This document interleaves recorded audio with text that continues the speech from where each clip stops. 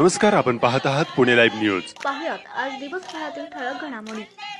गद्दार आढळरावचं करायचं काय? खाली डोकं वर पाय. गद्दार आढळरावचं करायचं काय? खाली डोकं वर पाय. शिवसेनेचे माजी खासदार शिवाजीराव आढळराव हे शिंदे गटात सामील झाल्यानं संतापलेल्या शिवसैनिकांनी खेड तालुक्यातील राजगुरुनगरमध्ये आढळराव यांचा तीव्र निषेध केला.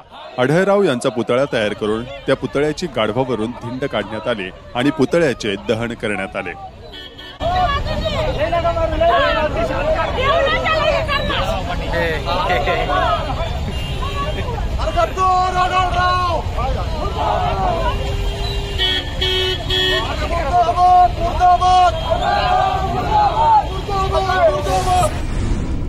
भीमाशंकर अभयारण्यातील भोरगिरी गावाच्या डोंगरावरील येळवळी गावात दुभत्या जनावरांसह अभयारण्यातील वन्य प्राणी सततच्या संततधार पावसामुळे पशुप्राणी दगावले. भीमाशंकर अभयारण्यातील येळवळी गावातील शेतकऱ्यांची सुमारे 50 पेक्षा जास्त जनावरे थंडीनं गाठून मृत्यू झाल्याचा धक्कादायक प्रकार घडलाय. मात्र दुर्घटनेकडे प्रशासनातील अधिकारी वर्गानं दुर्लक्ष केलं. तर अभयारण्यातील वन्य प्राण्यांमध्ये सांबाराचा, वानरे आदी वन्य प्राण्यांचा जंगलात मृत्यू झाल्याची धक्कादायक घटना समोर आली. वन विभागानं अभयारण्यात फिरून सर्वेक्षण केलं तरी ही संख्या शेकडोच्या घरात असण्याची शक्यता वर्तवली जाते.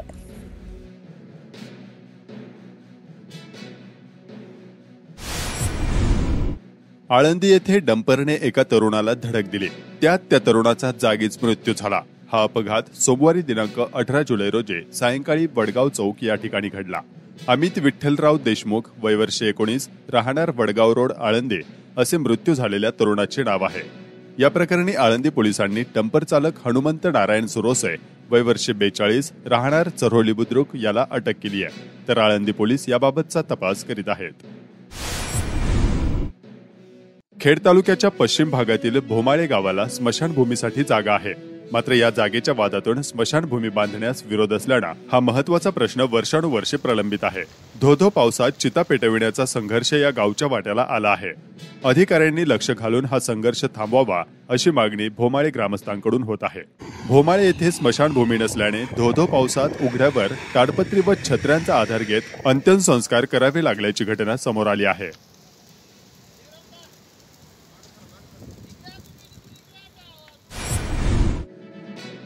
मूल होण्यासाठी म्हणून गोंगीच्या गोळ्या देत 25 वर्षीय महिलेवर बलात्कार करण्यात आला आहे. पुढे तिचे अश्लील फोटो काढून तिला धमकी देत आरोपीने वेळोवेळी अत्याचार केले. हा प्रकार भोसरी परिसरात घडला असून या प्रकरणी पीडित महिलेच्या तक्रारीवरून भोसरी पोलिसांत चाकणमध्ये वास्तव्यास असलेल्या एकावर गुन्हा दाखल करण्यात आला आहे. राजू नानाभाऊ गुलदगड, वय वर्ष 50, राहणार चाकण असे बलात्काराचा गुन्हा दाखल झालेल्या इसमाचे नाव आहे. यातील पीडितेने आपल्याला मूल होत नसल्याचे सांगितले. त्यावर आयुर्वेदिक उपाय असल्याचं सांगत आरोपीने पीडितेला काही गोळ्या खाण्यास दिल्या. या गोळ्या गुंगीच्या असल्यानं पीडिता झोपी गेली आणि त्यानंतर त्यांच्यावर आरोपीने बलात्कार केला. पुढे पीडितेला त्यांचे फोटो दाखवून धमकी देत वेळोवेळी अत्याचार करण्यात आल्याचं फिर्यादीत म्हटलं आहे. गोपनीय कोडच्या आधारे एटीएम मशीन उघडून रोकड काढल्यानंतर पोलिसांची दिशाभूल करण्यासाठी चोरट्यांनी एटीएम मशीनलाच आग लावली. या प्रकरणी पोलिसांनी 6 जणांना अटक केली आहे. अटक करण्यात आलेल्या आरोपींमध्ये चाकण, मेदनकरवाडी आणि आळंदी येथील आरोपींचा समावेश आहे. यातील आरोपींकडून पिंपरी चिंचवड पोलीस आयुक्तालयाच्या पोलिसांनी 2 लाख रुपयांची रोकड आणि गुन्ह्यात वापरलेली कार असा 5.5 लाखांचा मुद्देमाल हस्तगत केलाय. किरण महादे, राहणार खडकी, योगेश वाळुंज, राहणार आळंदी, बाबासाहेब वाळुंज, राहणार अहमदनगर, मुंजाजी मारोतराव चंदेल, वय वर्ष 32, राहणार मेदनकरवाडी चाकण, अशोक पोद्दार, राहणार दिघे आणि भगवान थोरात, राहणार भोसरे अशी अटक करण्यात आलेल्या आरोपींची नावे आहेत. राजगुरुनगर शहरात हुतात्मा राजगुरू महाविद्यालयालगत व राजगुरुनगरचे ग्रामदैवत सिद्धेश्वर मंदिराशेजारी 500 फूट लांबीचा बैलगाडा घाट बांधण्यात आला होता. मात्र सिद्धेश्वर मंदिराकडे जाणाऱ्या रस्त्याची आता वाट लागली आहे. या रस्त्यावर पावसामुळे चिखल होऊन राडारोडा झाला आहे. त्यामुळे भाविकांना आणि नागरिकांना त्रास सहन करावा लागतोय. तर या रस्त्याची तत्काळ दुरुस्ती करण्याची मागणी आता नागरिकांमधून होत आहे.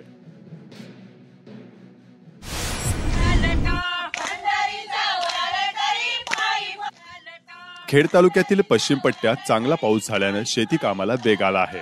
चांगला पाऊस झाल्यानं शेतकरी भल्लरी गीत गात आपल्या शेतात लावणीची कामे करत असल्याचं चित्र खेड तालुक्यात सध्या पाहायला मिळत आहे.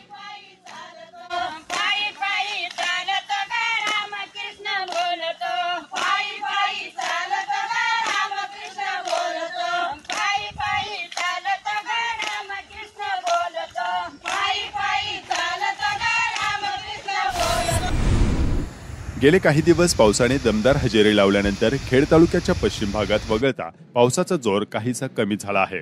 तालुक्याच्या काही ठिकाणी मध्यम ते जोरदार स्वरूपाचा पाऊस पडत असला तरी अनेक ठिकाणी पावसाच्या हलक्या सरी बरसत आहेत। त्यामुळे शेती कामांना काही प्रमाणात वेग आला आहे।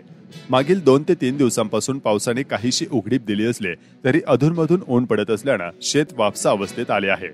खेडमध्ये बाडा, पाईट, चाकण, पिंपळगाव, कन्हेरसर, कडोस या भागात जोरदार ते मध्यम तुरळक सरी पडत आहेत।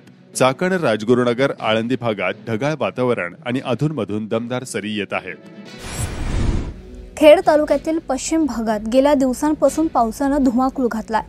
त्यामुळे तालुक्यात ठिकठिकाणी अतिवृष्टी झाली आहे। त्यामुळे तालुक्यात शेती, रस्ते, पूल, घर यांचं मोठ्या प्रमाणात नुकसान झालं। संबंधित शेतकऱ्यांना नुकसान भरपाई देण्याची मागणी सध्या होती। खेड तालुक्यात यंदाच्या खरीप हंगामातील पेरण्यांना गती आली आहे। खेड तालुक्यात खरीपाचे सरासरी क्षेत्र 23,399 हेक्टर असून त्यापैकी सध्या पेरणी पूर्ण झालेलं क्षेत्र 16,872 हेक्टर एवढं आहे आणि याची माहिती खेड कृषी विभागाच्या वतीनं देण्यात आली। उत्तर पूर्व जिल्ह्यातील अनेक डबेवाले मुंबईमध्ये कार्यरत आहेत। शिवसेनेशी त्यांच्यातील अनेकांचा थेट संबंध। माजी खासदार आढळराव शिंदे गटात गेल्याच्या पार्श्वभूमीवर डबेवाले कामगारांमध्ये चलबिचल निर्माण झाली आहे। परंतु मावळ, मुळशी, खेड, आंबेगाव, जुन्नर तालुक्यातील डबेवाले आणि डबेवाल्यांचे कुटुंबीय शिवसेनेचे पक्षप्रमुख उद्धव ठाकरे यांच्या सोबत प्रामाणिक राहतील अशी माहिती मुंबई डबेवाला असोसिएशनचे अध्यक्ष सुभाष तळेकर यांनी दिली। शिवसेनेचे उपनेते माजी खासदार शिवाजीराव आढळराव पाटील हे मुख्यमंत्री एकनाथ शिंदे यांच्या गटात गेल्यानंतर खेड तालुक्यातील शिवसेनेचे सर्व पदाधिकारी आणि कार्यकर्त्यांनी मंगळवारी दिनांक 19 जुलै 2022 रोजी चाकणमध्ये बैठक घेतली। या बैठकीत सर्व पदाधिकारी आणि कार्यकर्त्यांनी शिवसेना पक्षप्रमुख उद्धव ठाकरे यांच्या सोबत राहण्याचा एकमुखी निर्णय घेतला। यावेळी सर्व पदाधिकारी आणि कार्यकर्त्यांनी चक्क स्टॅम्प पेपरवर हमीपत्र लिहून देत शिवसेनेत राहण्याचाच निर्धार केला। यावेळी जोरदार घोषणाबाजी करत आढळराव यांच्यावर शिवसैनिक आणि पदाधिकाऱ्यांनी टीकाही केली। याबाबतचे सविस्तर वृत्त पुणे लाईव्हवर उपलब्ध असून आपण पाहू शकता। सदैव आणि सदैव शिवसेनेशी आणि उद्धव साहेबांशी आमदार आदरणीय सुरेश भाऊ गोरे आणि जुन्नरचे आमदार शरददादा सोनवणे यांना पाडण्याचं काम जर कुणी केलं असेल तर ते शिवाजी आढळराव पाटलांनी केलेलं आहे। याचा अर्थ उद्याच्या काळात समोर ज्यावेळेस लढाई तयार होईल त्यावेळेस मात्र आपण सोडणार नाही हे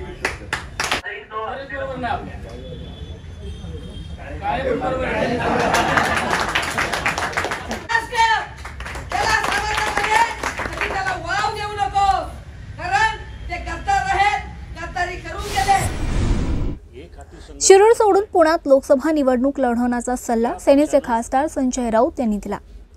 ज्या राष्ट्रवादीनं अनेक शिवसैनिक जेलमध्ये टाकले त्यांच्याशी जुळवून घेण्यास सांगण्यात आलं। वैद्यकीय अधिकाऱ्यांचे प्रमाणपत्र नसताना खेड पंचायत समितीच्या शिवसेनेच्या सभापतींवर 307चा गुन्हा दाखल झाला। 6 महिने शिवसेनेचा सभापती जेलमध्ये राहिला अशी खंत माजी खासदार शिवाजीराव आढळराव पाटील यांनी शिवसेनेला अखेरचा जय महाराष्ट्र करत एकनाथ शिंदे गटात प्रवेश केल्यानंतर व्यक्त केली। आढळराव खेडच्या बाबत नेमकं काय म्हणाले जाणून घेऊया। तर सध्याचे सिटिंग खासदार जे आहे शिरूरचे त्यांना जनतेमध्ये तसं फिरायचं नसतं,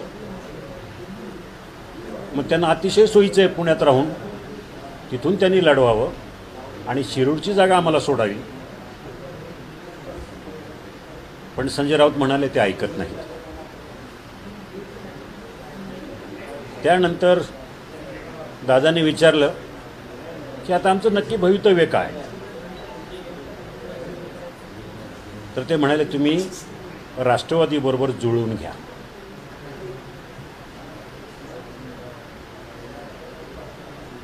आम्ही प्रस्ताव मांडला दोघांनी की साहेब राष्ट्रवादीबरोबर जुळवून घेण्यापेक्षा आपण 288 ठिकाणी नवीन सगळे उमेदवार स्वबळावर उभे करू,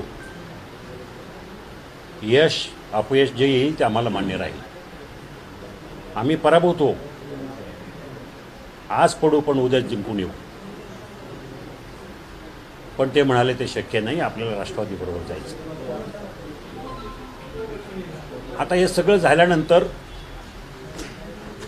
ज्या पक्षाबरोबर मी गेले 20 वर्ष एक हाती संघर्ष करतोय,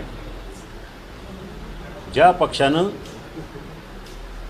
शिवसैनिकांना संपवण्याचा घाट घातला गेल्या 15-20 वर्षात, त्यांच्याबरोबर हातमिळवणी करायची, त्यांच्याबरोबर जुळून घ्यायचं हे आम्हाला मान्य नाही. जेव्हा हे सरकार स्थापन झालं त्यावेळेला आम्हाला वाटलं आता मुख्यमंत्री आमचे आहेत. आम्ही 15 वर्षे जो संघर्ष केला तो संघर्ष आता कुठंतरी थांबेल. मुख्यमंत्र्याच्या अधिकाराची पावर आम्हाला मिळेल, विकास निधी मिळेल, सन्मानानं आम्हाला ह्या जिल्ह्यामध्ये जगता येईल. पण गेले 3 वर्ष काय झाले तुम्ही सगळ्यांनी पाहिलं. पदोपदी वेळोवेळी जिथं शक्य होईल तिथं शिवसैनिकांना आणि शिवसेनेला नामोहरम करण्याचा प्रयत्न राष्ट्रवादी काँग्रेस पक्षानं केला. याची तक्रार वेळोवेळी वरिष्ठांच्या कानावर घालण्यात आली. शिवसेना सचिव असतील, शिवसेना नेते असतील, खासदार असतील, परंतु आम्हाला कुठलाही न्याय मिळाला नाही. सगळ्यात ज्वलंत आणि मनाला वेदना देणारं उदाहरण म्हणजे खेड पंचायत समिती. 14 सदस्यांच्या असलेल्या पंचायत समितीमध्ये 8 सदस्य शिवसेनेचे, 1 हाती सत्ता आपली, 4 राष्ट्रवादी, 1 भाजप आणि 1 काँग्रेस. असं असताना सुद्धा शिवसेनेनं आपलं राष्ट्रवादीने दहशतीच्या जोरावर आमिष दाखवून दमदाटी करून आपल्या 6 सदस्यांना फोडलं आणि आमदारांच्या बंधूंच्या रिसॉर्टवर खडकवासला या ठिकाणी तिथं नेऊन लपवलं.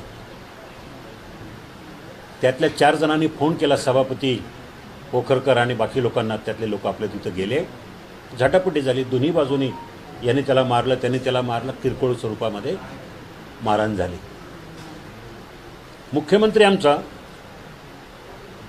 परंतु आमच्या सगळ्या 15-20 लोकांना जेलमध्ये टाकण्याचं काम राष्ट्रवादीच्या नेत्यांनी, आमदारच नव्हे तर वरपर्यंत प्रदेशाध्यक्ष, उपमुख्यमंत्री, गृहमंत्री सगळ्याच्या संगनमतानं शिवसेनेच्या लोकांना आतमध्ये टाकण्याचं काम केलं. 6 महिने माझा सभापती तिथं आतमध्ये होता, जेलमध्ये. दिवसाआड त्याचे कुटुंब इथं यायचं, टेबलावर डोकं आपटून सांगायचे, रडायचे, आम्हाला न्याय द्या, माझ्या नवऱ्याला बाहेर काढा, आपले मुख्यमंत्री आहेत. आम्ही अनेक वेळा तिथं जाऊन आलो, न्याय मिळाला नाही. न्याय आणि विधी खातं मुख्यमंत्र्याकडे असून सुद्धा आमच्या सभापतीला बेल मिळाली नाही. गुन्हा काय लावला? 307. जयंत पाटील म्हणायचे संबंध नाही, अजित पवार म्हणायचे काय संबंध नाही. सभापती आतमध्ये असताना आमचे 6 सदस्यांना घेऊन दिलीप मोहिते, जयंत पाटील आणि अजित पवारांच्या ऑफिसमध्ये गेलेले फोटो मी शेअर केले, मुख्यमंत्र्यांना पाठवले. हे बघा, हे सगळं त्यांचं ठरवून झालेलं आहे, तरी त्याच्यावर काही कारवाई झाली नाही. चाकण नागरी सहकारी पतसंस्थेनं पठारवाडीतील तालुका खेड जिल्हा परिषद शाळेतील एकूण 20 मुलींना क्रांतीज्योती सावित्रीबाई फुले दत्तक पालक योजनेअंतर्गत दत्तक घेऊन त्यांना नुकतेच शालेय साहित्याचं वाटप केलं. कोरोना काळात गेली 2 वर्ष हा कार्यक्रम घेता आला नव्हता. पठारवाडी प्राथमिक शाळेमध्ये क्रांतीज्योती सावित्रीबाई फुले दत्तक पालक योजनेअंतर्गत मुलींना, ज्या मागासवर्गीय मुली आहेत, गरीब आहे, होतकरू आहेत, त्यांना दरवर्षी संस्था वह्या पुस्तकं साहित्य वाटप करत असते. यावर्षी सुद्धा आम्ही हा कार्यक्रम कोरोनाच्या काळामुळे 2 वर्ष रखडला होता, तो आता परत चालू केलेला आहे. साहित्यरत्न अण्णाभाऊ साठे यांच्या पुण्यतिथीनिमित्तानं राजगुरुनगर नगर परिषदेच्या महात्मा फुले सभागृहात अभिवादन कार्यक्रम घेण्यात आला. नमस्कार, आपण पाहत आहात पुणे लाईव्ह न्यूज. निर्भीड आणि निष्पक्ष पत्रकारिता, याचबरोबर माहिती आणि मनोरंजन यांचा सुरेख संगम आपणासाठी घेऊन येत आहोत पुणे लाईव्ह या मराठी चॅनलवरून. यासाठी आमच्या पुणे लाईव्ह या यूट्यूब चॅनलला लाईक करा आणि बेल आयकॉन समोरील बटन दाबून पुणे लाईव्ह परिवाराचा हिस्सा बना. धन्यवाद.